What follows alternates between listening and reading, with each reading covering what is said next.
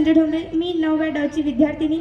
आजच्या कार्यक्रमाचे अध्यक्ष, प्रमुख पाहुणे, गुरुजन वर्ग, माझ्या बालमित्र मैत्रिणींनो, आयुष्याच्या क्षितिजावरती मावळणारा सूर्य जर उद्याची सोनेरी पहाट घेऊन उगवणार असेल तर त्याचं पहिलंच प्रमाण मला श्री शिवाजी शिक्षण संस्थेच्या उत्कर्षाचा भुसक्कार दिसतो।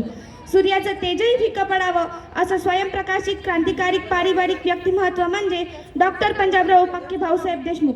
छत्रपती शिवरायांना आदर्श मानणारे, एका माणसाला सकारात्मक प्रेरणा देणारे, शेतकऱ्याला बळ देणारे, चिरपेक्षक निरपेक्षक नेतृत्व, मतिशूर मान राखणारं दानतृत्व, भूमिपुत्रावर चैतन्य निर्माण करणारं कर्तृत्व पाहिलं की अभिमानाने मान ताठ होते।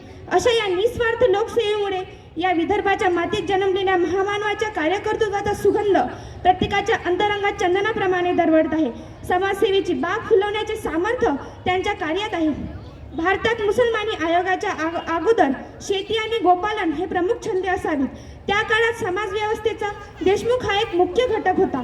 डॉक्टर पंजाबराव देशमुख मध्यप्रांत वऱ्हाडाच्या राज्यकारभारातील मंत्री या नात्याने पावणे 3 वर्षाची कारकिर्दी खूपच गाजली आहे।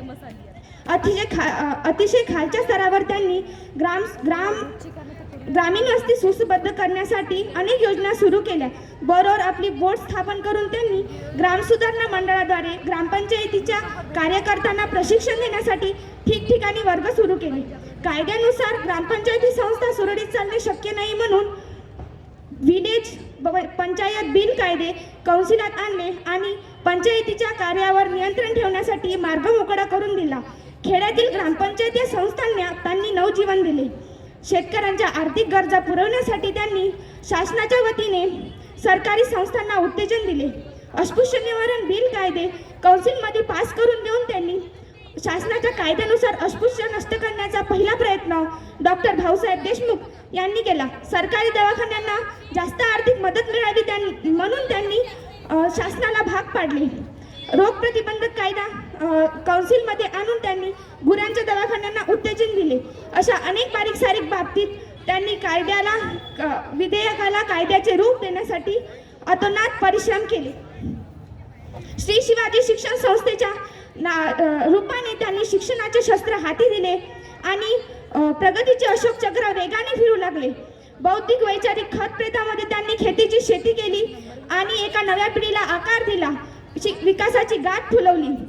असहितेचं, अविवेकाचं, अहितेचं तण उपटलं।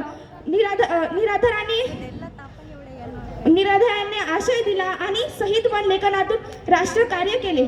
अशा या महामानवाला मी वंदन करून एकच म्हणावेसे वाटते, the best way to predict the future to create. संत तुकोबाराय म्हणतात, चंदनाच्या वासे तरु चंदन झाले स्पर्शे। एवढे बोलून